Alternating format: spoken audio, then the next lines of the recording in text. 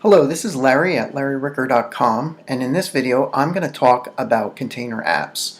I'm going to give you a demonstration of what container apps are and how you create one. If you like this video, click on the like button below and you can subscribe to my channel. In case you're wondering how this whole thing worked out, I did submit the container app into the App Store today, and it was approved in about 15 minutes.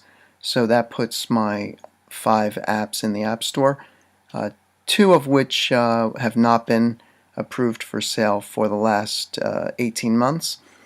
So the container app model definitely works. Apps in the Apple App Store, they include the Project Organizer app and the Project Organizer Pro apps, the Job Hunt Pro apps, the Opportunity Organizer app, the Class Organizer Pro app, and the Student Organizer Pro apps. Okay, so what is a container app? First of all, it's a single app target, meaning that it generates a single executable app that you could load onto your device. The app contains multiple apps within the single app, and those additional apps are accessible through in-app purchases. It can have multiple app experiences depending on the in-app purchases that were purchased by the user. And it'll have multiple app names, so depending on what app the user purchases, they will get an app with a different name, and the icon will change based on the app that's purchased through an in-app purchase. Now this is Xcode. This is the development tool that you generally use to build iOS apps, and if you're a developer, you're very familiar with this application. What I mean by the first part of my definition is that it has a single app target. Now what is a target? Now there's a convenient feature built into Xcode. It's called targets, and as you can see, it's listed right here in this area. And when you start or you create a new application, it initially starts with one target. A target is a build process that generates an executable. Now you can easily you can click on that target, and then you can go up to the menu here, and you can go down and you can choose duplicate, and then you can duplicate that target, and here it is right here. It's in the edit menu, and you click on duplicate, or you can hold down the command key and hit the D, and you can duplicate that particular target. And then by doing so, what you're doing is you're creating a different executable. So you could create one for Project Organizer and then Project Organizer Pro. That would be a different app. So when you deploy it to the App Store, you would have a Project Organizer app, and then you would have a Project Organizer Pro app also listed in the App Store, and the person that's browsing the App Store could purchase either one of those two products.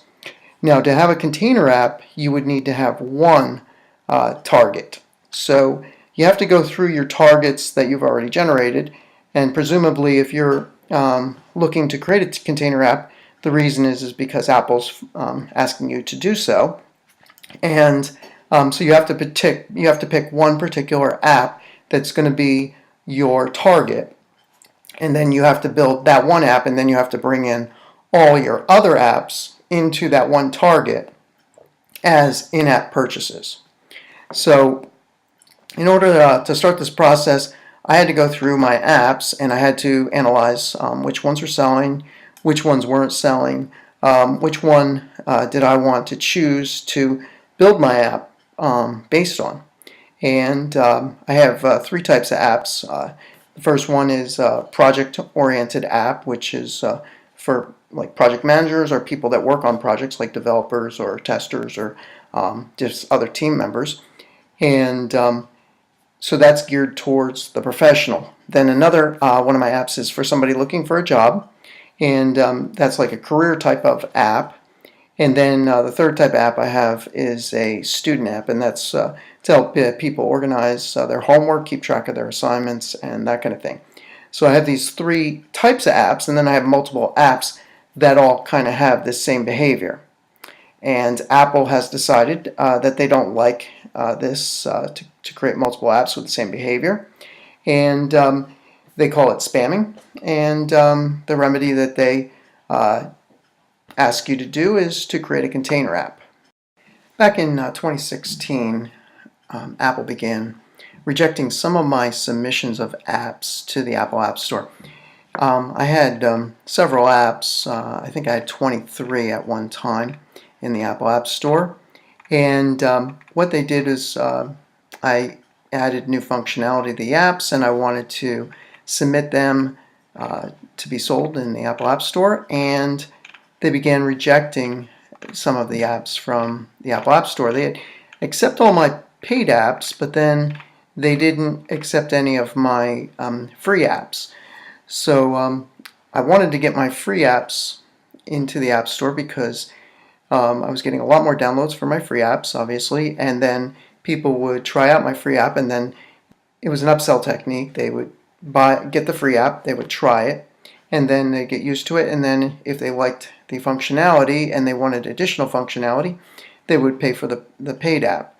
And I was getting purchases on some of the free apps, so I wanted to steer more people into the free version so that I could get more sales. But since they were only accepting my paid versions, and those weren't getting sales directly because people tend to not go right out and pay for a new app. They want to try it first and then they want to purchase it later. I was trying to get my free apps approved. So they wouldn't approve any of my free apps at all except one. I had one app which was Project Organizer, which they always accepted updates to. And then some of my other apps started getting rejected, and I decided to take all of my paid apps out of the App Store. I just deleted them from the App Store, and then I resubmitted my free apps, and then Apple continued to reject them again. And then they said, gave a reply similar to what I have here for Class Organizer. Let me demonstrate that. We notice that your app provides the same features that are in other apps submitted in the App Store. It varies in content or language, which is considered a form of spam. The next submission of this app may take a longer review time. And I did submit it several times, and it did take a long time for them to reject it each time. And it kept getting longer and longer, so they obviously have some type of timer where they wait and make you wait a little while longer when they have marked your account as spam. So please review the design documents and make your app compliant with the app review guidelines and terms and conditions of the Apple Developer Program. Once your app is fully compliant, please submit the app for review. And now this is the part where we get to the container. When creating multiple apps where content is the only varying element, you should offer a single app to deliver content to customers. If you would like to offer this content for purchase, it would be appropriate to use in-app purchase API. And then they go on about you could build a web app, and if you've already invested in a native app, you've put a lot of development time into that. You're going to want to try to go the container route. So that covers a single app target. The next bullet to my definition is the app contains multiple apps through in-app purchases. So in order to set up an in-app purchase, what we'll do is we'll go to the iTunes Connect, or website that you use to submit your apps for the App Store. And what we'll do is set up some in-app purchases. So as you can see, I've got the Class Organizer and the Class Organizer Pro added to the Project Organizer app. And I also have Opportunity Organizer waiting for review. So what I want to do is add the Opportunity Organizer Pro, and I'll demonstrate that now. So this is a non-consumable. As opposed to a consumable will be like a newspaper that you read today and then it's useless tomorrow. This is going to be an app that's going good for you indefinitely if you purchase it. And I'm not currently using a subscription model where people have to subscribe every year to continue using the app, but if I wanted to prefer that model instead, I could go with those options. So the name of the app is going to be Opportunity Organizer Pro. So this will be the paid version of that application.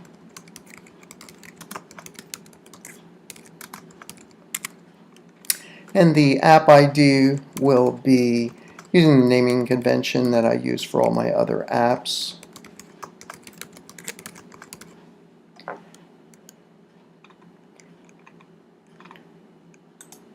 Now I have to pick a tier for the pricing of this, so I'm going to go with the $3.99. Doesn't have quite as much functionality as the Project Organizer app, but it's got more than the Class Organizer app, so sort of hit that midpoint on the pricing. Now, pricing's obviously a lower price might get you more sales, higher price might get you less sales. Obviously, you make more money on a higher priced item. You have to choose that for yourself. Now, for the English version, this is going to be called the Opportunity Organizer Pro. Now, it's also going to be available in Australia. And in Australia, however, it's going to be called the Opportunity Organizer Pro app. But Organizer is spelled with an S in Australia. Now in the UK, the app's going to be called the Opportunity Organizer Pro app, also with an S. In Canada, the app's going to be called Opportunity Organizer Pro with a Z, similar to the United States.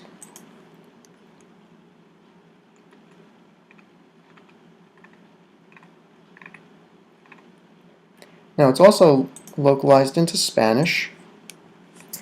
So for Spanish, I'll just hop over to Google Translate.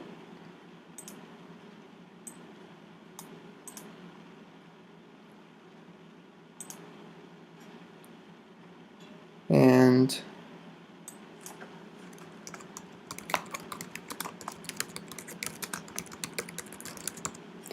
I'll spell it out.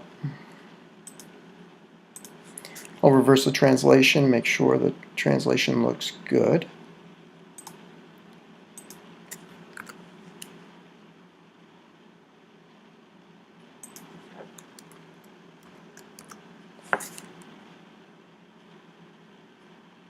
Now I've got a little bit of a problem here in that my app name can only be limited to 30 characters, I believe it is, and the name is longer than 30 characters. So let's go back to Translate and we'll abbreviate Pro,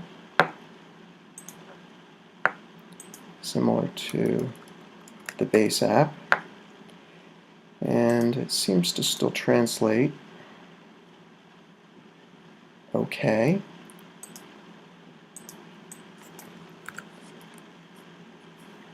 I'll have to think about that one. And then, so we got Spain, and then we got Mexico.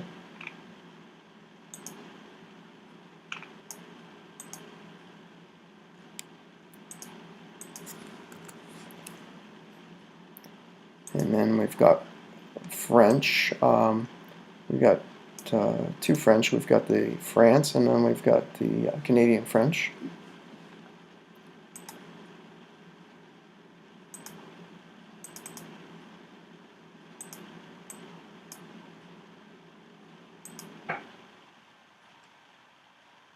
Not really doing a translation there.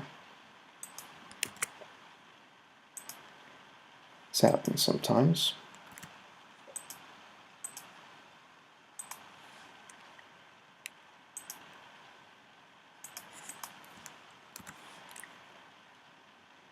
Then we've got German. You always get a nice translation for German.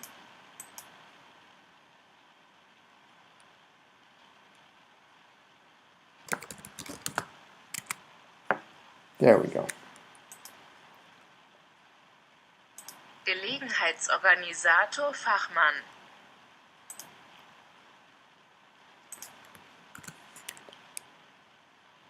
Oh, we lost some of the Fachmann. So, what are we to do? Let's try shorten up the professional. See if it abbreviates it a little more. No.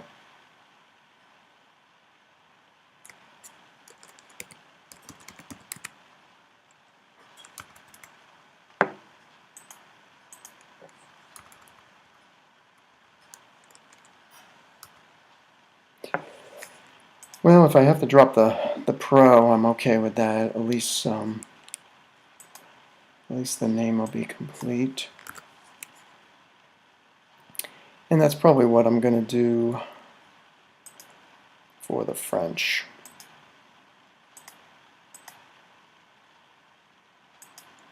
That's a little more familiar.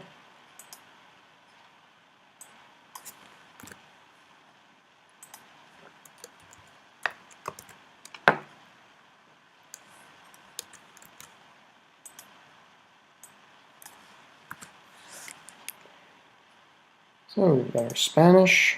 I think we'll drop the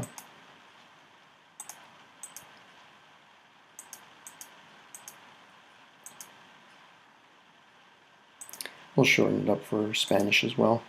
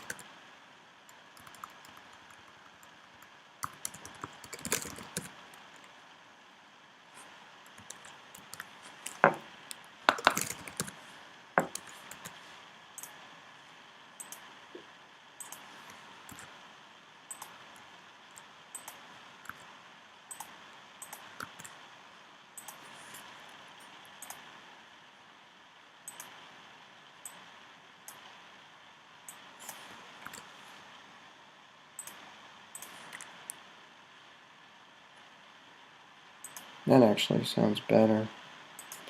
Sometimes the translations are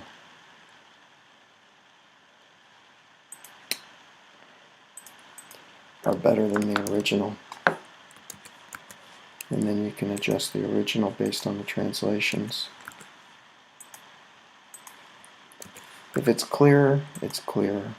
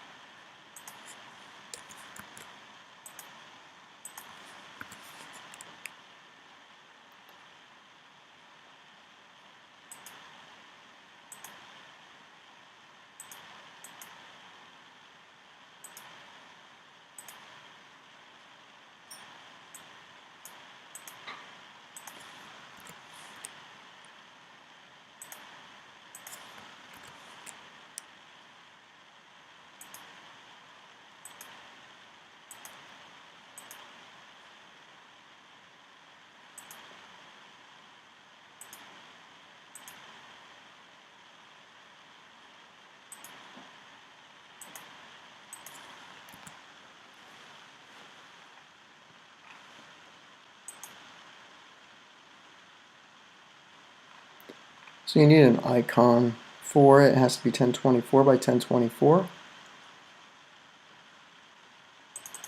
PNG format.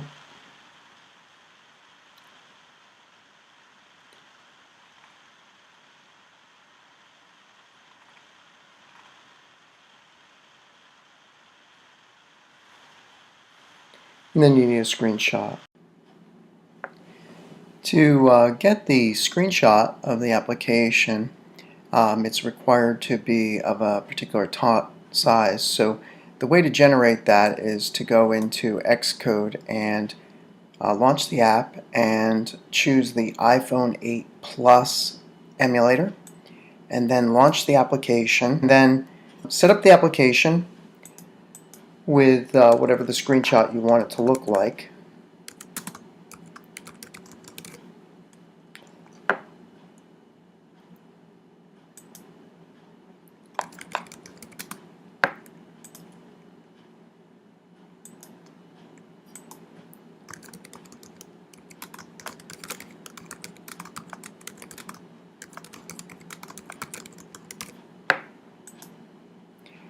So now you have the two positions in there for the screenshot. Then you just click File, New Screenshot. That'll drop the screen so you can navigate to your desktop. You'll find the screenshot there, and then you just need to organize it and go into the app directory, assets. I create a directory for each application. Then I'll create an iPhone English directory, an iPhone German directory,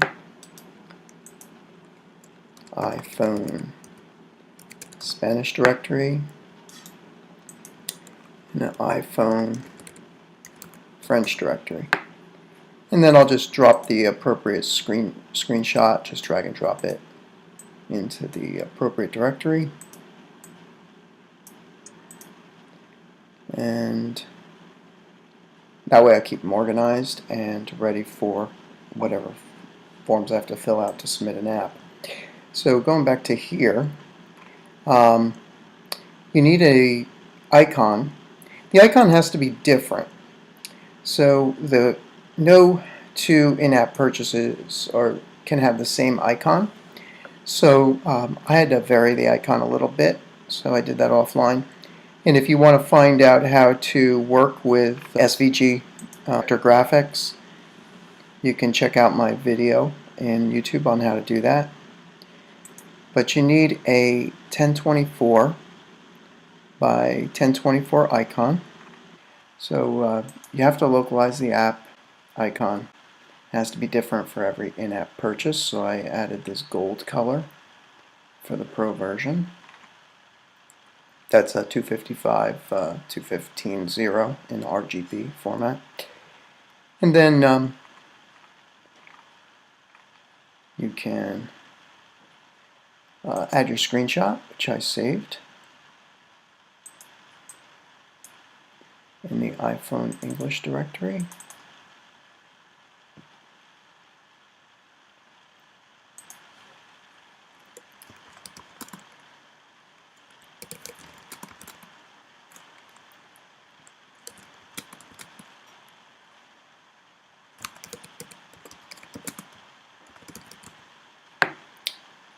And then you save it. I'll scroll through it and make sure we've got all our metadata. Looks pretty. I'm not going to do content hosting. Let me submit that for review.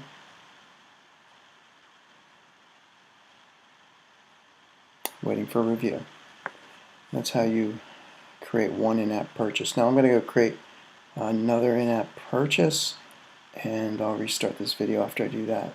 I have the in-app purchases set up, at least in iTunes Connect. So they look a little bit like this. So I've got the class organizer, which is approved, but it's been localized into several languages, many of which are not approved, but I can begin testing with the one that is approved, which is English. Then I've got Class Organizer Pro, which is the paid version of the same app. The Opportunity Organizer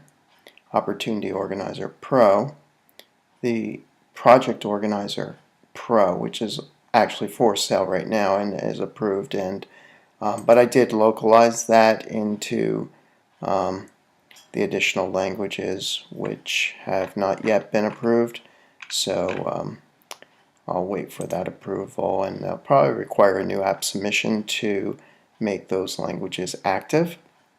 And then I have the Student Organizer Pro set up and have that localized in several languages. So now going back to my definition of a container app. So I've covered single app target, so it's going to be a single app that's going to get generated. The app's going to contain multiple apps within the same app through in-app purchases. So you've seen how to set up the in-app purchases. Now there's going to be multiple app experiences and behaviors per in-app purchase. So for that, I need to demonstrate going into Xcode and show you a little bit of code.